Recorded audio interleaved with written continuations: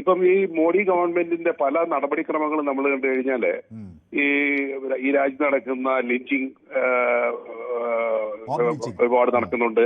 ഇതിലൊന്നും ഈ prime minister ഒരിക്കലും റിയാക്ട് ചെയ്യുന്നില്ല. അദ്ദേഹത്തിന് ഒരു സ്റ്റേറ്റ്മെന്റ് വന്നാൽ മതി, ഈ നിയമം കയ്യിലെടുക്കാൻ നിങ്ങൾക്ക് അവകാശമില്ല, അതിനൊരു രാജ്യത്ത് നിയമപാലകരുണ്ട്, അവരത് കൈകാര്യം ചെയ്യട്ടെ എന്നൊരു സ്റ്റേറ്റ്മെന്റ് പറയുകയാണെന്നുണ്ടെങ്കിൽ ഈ കന്യാസ്ത്രീമാരെയും അച്ഛന്മാരെയും ഒക്കെ ഉപദ്രവിക്കുന്നതും ചർച്ച തള്ളിപ്പൊളിക്കുന്നതും ഒക്കെ ഓട്ടോമാറ്റിക്കായിട്ട് നിൽക്കുന്നുള്ള കാര്യത്തിൽ എനിക്ക് യാതൊരു സംശയമില്ല. എനിവേ, ഇപ്പൊ ഈ FCRA നിയമത്തിലേക്ക് വന്നു കഴിഞ്ഞാൽ ഇപ്പം നമ്മുടെ ഒക്കെ അക്കൗണ്ടിൽ ഇന്ന് മുതല് 20,000 രൂപയിൽ കൂടുതൽ ക്യാഷ് ഡ്രോ ചെയ്യാൻ പറ്റത്തില്ല. അല്ല, അതിൽ കൂടുതൽ വന്നു കഴിഞ്ഞാൽ അത് നമുക്ക് ഇൻകം ടാക്സ് എൻക്വയറി വരും, നമ്മൾ അതിന് ഉത്തരം കൊടുക്കണം.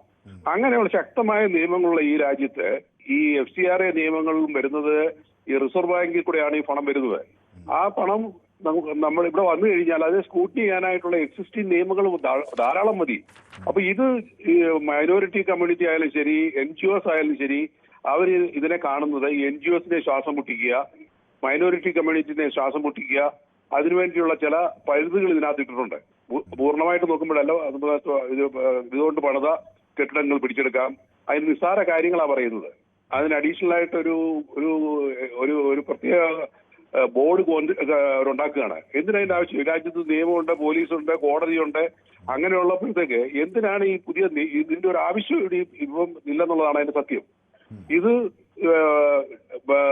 ഇവിടെ ഹിന്ദുവൽക്കരണത്തിന്റെ ഭാഗമായിട്ട്, ഒരു ഹിന്ദു രാജ്യം ഉണ്ടാക്കുന്നതിന്റെ ഭാഗമായിട്ട് മോഡി ഗവൺമെന്റ് ചെയ്യുന്ന ഓരോരോ നിയമങ്ങളായിട്ടാണ് എനിക്ക് തോന്നുന്നത്.